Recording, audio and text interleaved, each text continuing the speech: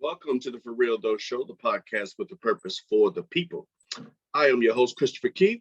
Welcome back. So I know it's been a while. Needless to say, man, my schedule's been bananas for the last month. As a matter of fact, man, I think I'm almost at the point where I need a an administrative assistant because just keeping up with my schedule. I mean, sometimes you make mistakes. I actually made a mistake and wrote down, scheduled myself for a meeting, drove 30 minutes to get to the meeting and found out that there was no meeting. It was never a meeting. I just wrote the wrong days down. So anyway, it's about to slow down a little bit, but so we'll be able to get more content to you. Also, though, we've been working. Got some new equipment. Some of it we've already implemented. If you can see, notice the lighting's a little bit better than it usually is. So yeah, we got some new equipment. We got some other stuff we're working on, again, to try to make your experience as pleasant and as up-to-date, modern as possible for what all you can do on a YouTube channel, which is where the only place you can find us right now. So anyway, thanks for staying in there with me. We got a lot of great things coming for you, a lot of good things in the work that I think you're going to enjoy. So today we were going to talk about, man, leading up to today, I was thinking to myself, so many topics on the list that I wanted to get to, some in the news, obviously, well, as I record this right now, Russia is pretty much close to the capital of Ukraine, which is Kyiv. So yeah, they're going for the full takeover, no doubt about that. There's some other things going on too, but we'll have time to get to that. But today we're going to focus on something else that's been on my heart for quite a while. So today's show is about something that it's a phrase that we use often, especially in the Black community, which is shoot your shot. Shoot your shot. That's the topic for today. And that means a lot of different things, shooting your shot, right? I think it was Alexander Hamilton in the play Hamilton where he says, "I'm not gonna miss my shot," right? Not gonna miss my shot. Well, even further, before you even talk about not missing it, you got to shoot it. You got to shoot your shot. And anytime you think about stuff like this, you just start thinking of stuff like from your whole life. So I remember when I was in technical school, and this was in the early 90s. I remember one of the classes I had was an English class, and my English class had the teacher was Miss Williams.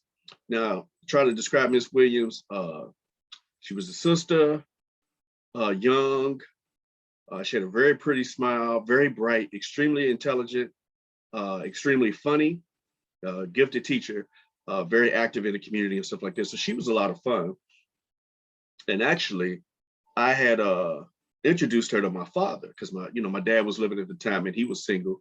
And I thought so much of Miss Williams. I was like, I think y'all might get along. So I kind of made the connect. It was the only person I ever introduced my dad to. So I introduced them, and they dated they went out for a couple times, and I thought that was pretty cool. Okay, all right, y'all get along pretty good. That's good. So then one time, though, I remember talking to my dad, and I was like, "Yeah, you still talk to Miss Williams?" I don't even know her first name, but I remember asking him. He was like, "Yeah, man, I don't know, man. She won't call me back, or she keeps saying she ain't got time." That's what he said. She ain't got time to do this and do that when he had ideas about stuff he wanted to do. So one time I got the nerve to ask her, I was like, "Yo, Miss Williams, what happened? My dad said you ain't had no time." So she was like, "Well, Christopher, in life you find that we make time for the things we want to make time for." I was like, "Dang, all right then." So I got that. But anyway, it was this one cat in our class named David Williams. Shout out David Williams. Because you know what David Williams did? David Williams was shooting his shot on Miss Williams every day. And I'm talking about from the first day of class, he would sit in the back. And if I recall right, David worked in security. So he come in with his security outfit. And I don't know if he worked midnights or what, but he come in, and this is David Williams. This is my David Williams impression. This is how he did it. Every day. David, brown skinned brother. he got a beard, not a real thick beard like they do now, but just like a straight beard, all over, mustache beard, short haircut. And he'd be like, Miss Williams, good morning to you. How are you, Miss Williams? Miss Williams, you look so beautiful today. I don't know what to say. I mean, every day he talk about her outfit. Miss Williams, you sure look fine today. I mean, I don't know how that would work today, in today's society. Maybe that would be considered harassment, inappropriate. Certainly, we all thought it was inappropriate. Like, damn, this lady gonna be giving you a grade. This is like, again, I guess it was college, but it was technical school, and every day, man, every day for the whole semester, this cat is complimenting Miss Williams, smiling at Miss Williams. Miss Williams, go back to play. Thank you, Miss Williams. That's so nice, girl. Look at you. Every day. So, we going about our business, going about our lives. I leave the school. And then I'm in Soulard Market. For those of you who are in St. Louis, it's like the farmer's market. So you in St. Louis, you know what Soulard is, farmer's market, and normally they open on Friday and Saturday. So I go down there Saturday, I used to get my fruits and vegetables down there all the time. I'm walking down there, man, and I run into who but Miss Williams. Miss Williams, first time I ever seen her out and about, I'm like, how you doing? Blah, blah, blah, so nice to see you. And so we dapping it up, giving each other love and stuff, catching up and stuff. And so we're talking about a little of this, a little of that. And then before we left, I was joking. I was like, yo, so you ever talk to David? You ever see David Williams? Miss Williams was like, yes.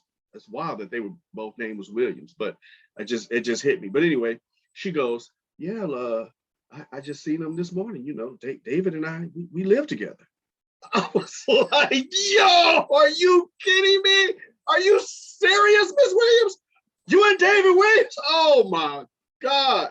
So what it showed me, and the way she said it to me, we weren't in class no more, but so she looked at me as if to say, yeah, he got to me, like she was digging that the whole time, I mean, so she never did like dog my man out or nothing like that, but she was just like, thank you, David. She would smile, but she would never, let on like she was really digging it. Or maybe I'm just a dude and, you'd have to hit me over the head with some bricks for me to get it. But needless to say, I was like, damn, the most, I mean, if you knew them both just from class, you would never have thought, that they would have hooked up, or that Miss Williams was going to give him a chance because they didn't even seem compatible. You know what I'm saying? David was kind of real silly, and although they say women love a good sense of humor, but, David was real kind of silly and everything. And he acted kind of immature, but I think that must have just been his hook because him and Miss Williams was living together. I'll be damned. So needless to say, David was shooting his shot, right? And like I said, this was the early 90s, but David was shooting his shot, man, and, he got what he wanted, and I hope it continued to work out for both of them. Again, that was a long time ago. But again, when you think about shooting your shot, that was one of the first people I ever saw just straight shoot his shot in a real public forum, Another thing, shooting your shot, talking about in its most basic sense, right? In basketball. So, most of you guys know I referee. And so I was refereeing this girls' game not too long ago. And, one team was way better than the other, substantially better than the other. So they get to put the beat down, the team A is putting the beat down on team B. And I mean, it's probably like 45-3 or something like that, so it's getting really out of hand. But the team on the losing squad, this one girl, man, every time she got the ball, like if you gave her a little bit of an opening, she would just shoot that ball, right? Just, and when she shot it with confidence, like, I finna hit this, right? And I think out the whole game, I think she probably took like 6 shots, but she hit 2 of them. But it was her attitude, like she just kept fighting. She was courageous with it, and she just tickled me. She just brought me joy because she was not afraid to shoot her shot. So, she made a couple of them. And I remember we was getting toward the end of the game and I said, we had a little break and I said, little sister, you know what I respect about you? She said, what's that, Ralph? I was like, you ain't afraid to shoot your shot. And so she smiled and started laughing a little bit. I was like, no, I'm serious. You're not afraid to take a chance. You put yourself out there. Again, she didn't shoot it like just desperation. She shot it like, I'm gonna make this shit. And, that was her attitude. And I just told her, I said, if you just keep that up in life, like no matter what, don't be afraid to shoot your shot. Just like in this game, basketball game, in life, don't be afraid. And I felt like if she keeps that up, if life gives her, as it does to all of us, that same beat down, because we all take an L in life. We talked about that before. We all take L's. We all get that beat them down on us every now and then. But I'm like, man, if you can keep that same attitude when life is beating you down, like you're getting beat down in this basketball game, you're already a winner. Like you already have won the most important things, because you're not going to give up. You're going to keep at it. And what normally you would think when you see somebody shooting like that, your first thought is, man, what is she doing? But again, I guess with the squad she had, she already knew what it was. You know what I mean? But she took that shot and took it. Not to be mixed up, like say with Kobe Bryant. You remember the Kobe the Mamba? Remember he was playing against Phoenix, and he caught an attitude because he was like, man, you shooting your shot a little too much, right? And so then he decided not to shoot at all. So which wasn't the point, Kobe. See, that was a time when Kobe wasn't really the Mamba. He was Kobe, that kid, very talented kid. But he wasn't in his mature state at that time. So, he refused to shoot his shot. They lost the series, so there was some balance to that. But anyway, what I liked about the sister is just her confidence was irrational, right? Irrational confidence. Again, if you look at her form and all of that, not much to it. But it was that she did that thing with her whole heart, and you could tell she was really committed to it. And you just saw a fierce spirit in her that was willing to go to get down with that, like in that game. And I really appreciated that. Another form of shooting your shot. Let's talk about careers. Let's talk about careers and jobs.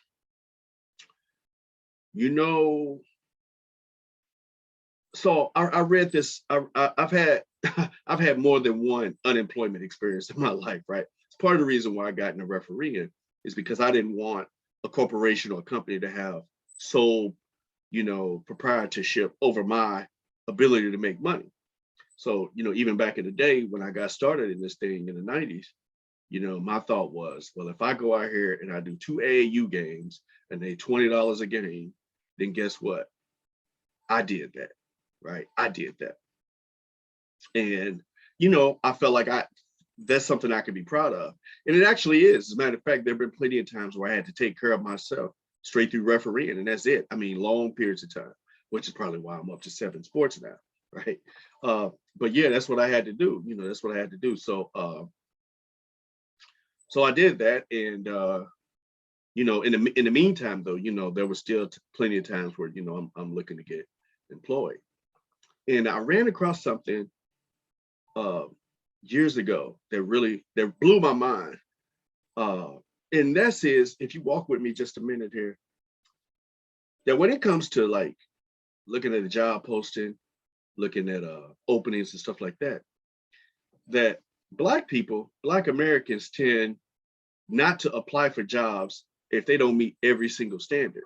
Like if they don't meet every, job prerequisite that's stated on there, we won't even apply for it. And I know that's definitely something in my life, before, not really now, but before, like if I didn't meet like if it was 12 or 15 criteria and I met 12 of them, but I didn't meet 3, I wouldn't apply for it because I would just X myself out. And this study also said that, in white communities, they don't feel that way. Like they can meet 2 of the damn 10, you know what I'm saying? They're going to apply for that motherfucker, because they feel like, why not? I can get it, you know what I mean? And don't get me wrong, it's not like I didn't think to myself, man, I could be trained for this, because I have been asked questions about stuff, yeah, I could train in that, or, what have you. But I just think about all the things that I didn't apply for because I didn't meet every prerequisite, and the truth of the matter is, though, is you don't have to, I'm going to tell you a secret. How people get jobs. I'm gonna tell you the biggest secret of how people get jobs in just a few moments. So there was also, I remember when I left one company and, we were laid off and stuff. So we had a service, a job service. And what that service did was like, help you with your resume and teach you certain tricks of the trade and how to get hired, HR. And this was in the 90s as well. And I remember them saying that 85% at this time, 85% of people who get hired in corporate America are hired because somebody else co-signed them. You know what I mean? Somebody else put their name on them. Now, this ain't got shit to do with your, with your talent, your gifts, your qualifications, none of that. It's just people, put you on. So, needless to say, I just gave away the answer. The only reason you got the job you got now, I don't care who you are, right? The only reason you got the job you got now is because somebody put you on. Somebody gave it to you. You know what I'm saying? Like people like to say things like, whether they're going up for promotion or trying to get a job, they deserve this or deserve that. I went to 4 years of college. I did this, I did that. I deserve this, I deserve that. And really, man, life just doesn't work that way. Now, if you happen to be a doctor, a lawyer, if you happen to be in some specially highly trained field, then yeah, you're going to need to have some certain credentials. But for the most part, come on, man, you get the job because somebody gave it to you, right? Think about it. Think about, and it has nothing to do again with qualifications. How many bosses have you had that sucked, right? How many times have you worked for someone who you had to train? How many times have you worked for someone who's a fucking idiot? And they're an idiot. They can't do half the shit you do. They ain't as talented as you, but the point is somebody gave it to them. Somebody gave it to them. So, this American exceptionalism, pull myself up through my bootstraps, well, that's all just a bunch of bullshit. That's fantasy. That's some culture shit. You know what I'm saying? That's some Western culture shit, mostly white people culture, who, that they think that they entitled to some shit that you really earned something. No, man, you got on because somebody put you on. Think about the NFL. Most of those coaches are there because they are relatives to another coach, somebody who used to be a coach, right? If you think about all these coaches that are, losing all the time, but then they get chance after chance. Some guys you never heard of. You don't have no NFL coaching experience. There's some in there right now.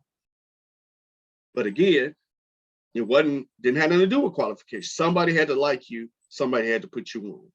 Bonita Applebaum, you got to put me on, right? Somebody had to put you on. So I think if we realize that, understand it, then that's going to free us up. Because, now if I'm applying, when I'm applying for stuff, now I'm applying based on whether it's something I feel like I'm going to enjoy, and whether I have some level of experience in that particular thing, just some level. And if I don't have all the experience, if I don't have all the wherewithal, then no problem. I'm still going to shoot my shot. And don't get me wrong, I've had calls, interviews and stuff where they ask me about this and ask me about that. I never lied or anything like that, but I told them, hey, I got a little bit of experience here, not that much here, blah, blah, blah. I was always honest, but I didn't sell myself short. From now on, if I like it, if I feel like I'm going to enjoy it and I feel like I can do it, then I'm going to apply for it. I don't need to have all the parameters or all the pre-qualifications, okay? And again, none of that shit mean nothing either, again, unless somebody put their name on. So either somebody gonna have to put their name on you or somebody gotta like you, right? Period. Somebody gotta like you.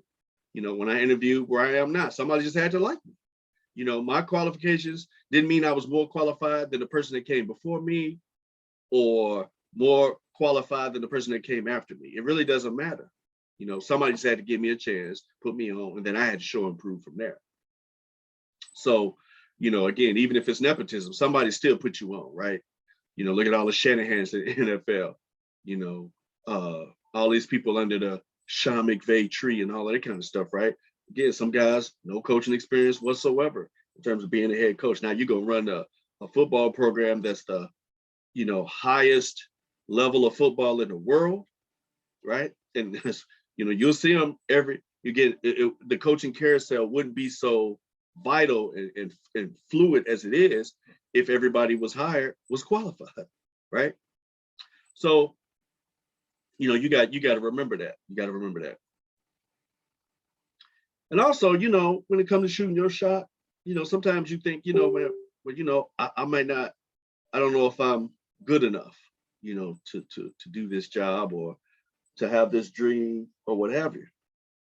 But and that's cool. I think it's not like you can't do it if you don't necessarily believe it.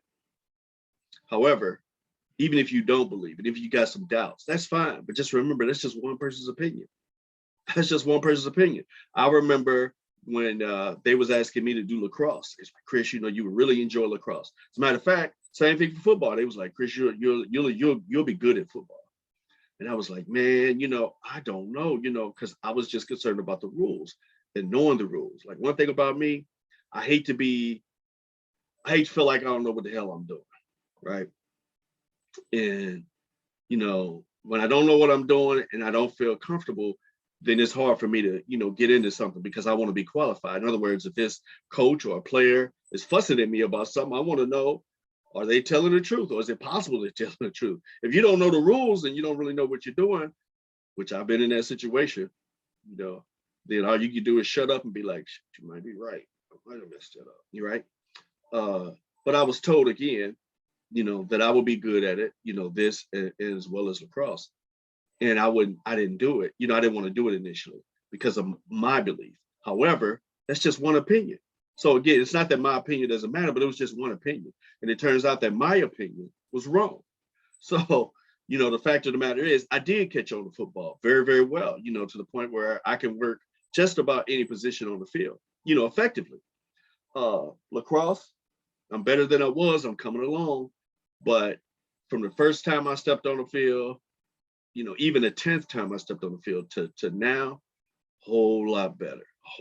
Still got a ways to go. But again, so my opinion on what I thought I could do was just one opinion, and since I decided to take someone else at their word and give it a shot and go and press forward out there, then it turned out to be a success. So, my opinion counted for one opinion, but there were several others who, had other opinions, and it turned out that they were right. So, let's talk about, your measuring stick, right? So, that's how, we tend to limit ourselves based on our own measuring stick. And the thing about it is, there's only one you. There's only one you. And, it's easy to look at, I think it's easy to look at like what you don't have, right? The talent that you don't have, or, looking at what you wish you were, but we have to always make sure that we're checking our measuring stick, that our measuring stick is not against other people. It's never, our competition is never other people, right? It's always against us, against ourselves, against the man in the mirror, So even when I play basketball, and I talked about this before, I never played basketball to impress somebody else, even whether I won or lost in the game. The ultimate measuring stick for me was whether I cheated myself, meaning that was I smart, was I cunning, was I aggressive, was I thinking the game through, that if I'm on a team, did I use my teammates effectively, did I not give up?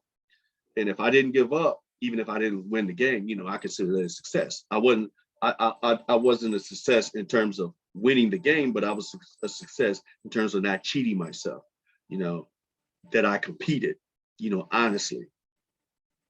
And, so that's the measuring stick, but if you don't measure it that way in terms of did you cheat yourself or did you give it your all, at least to the best of your own knowledge, obviously we can get pushed, beyond what we think, and sometimes it helps when you got somebody there with you, accountability partners and whatnot that can help push you beyond what you think. But just on a basic level, if you feel like, that you're trying to do something, then you have to really pay attention to your own spirit so you can know whether you chickening out, whether you're afraid of failure, whether you're afraid of embarrassing yourself and stuff like that. And we, me, we all have to get beyond embarrassment, what I mean? Because again, those other people don't really matter. They don't matter in your personal journey. You know what I'm saying? You do have to be unashamed and unbothered by these things,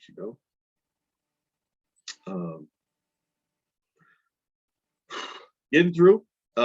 So, we have to learn how to push through, push through. There's going to be fear. There's going to be fear when you're doing something unknown.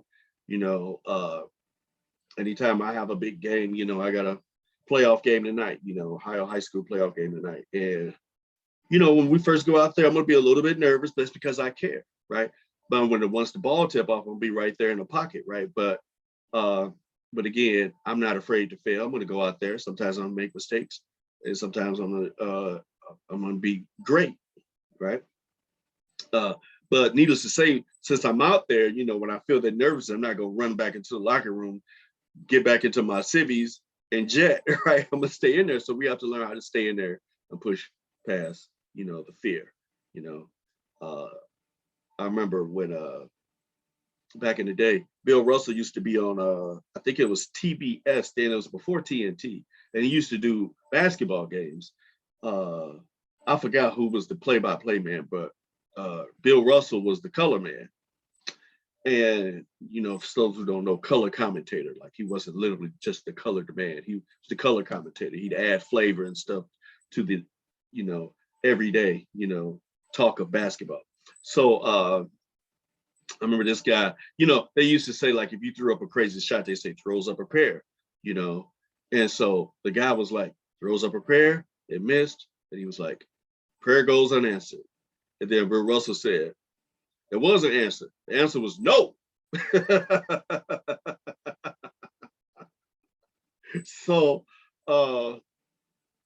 But the issue is, even if you threw up a prayer and the answer is no, I mean, that's all you get, right? It's the worst you can get. You can get no, you can get yes, or later, right? No, yes, or later. There's only 3 choices. So, if you get a no, you just come on right back. You come on right back with something else, maybe something a little different. Maybe you add some little spice, a little something to it, right? So, I mean, look, think about this. Like, I don't know if y'all helped the Chef KK. Chef KK is his sister that, just kind of started off in her kitchen. And now she cooking for celebrities and stuff. And the way she got her started, she was at a slow spot, and the rapper Drake was there. And she just was like, she just walked up to the cat and was like, yo, so you got a personal chef? And they got to talking. He didn't have one. Next thing you know, she was his personal chef, took off, right?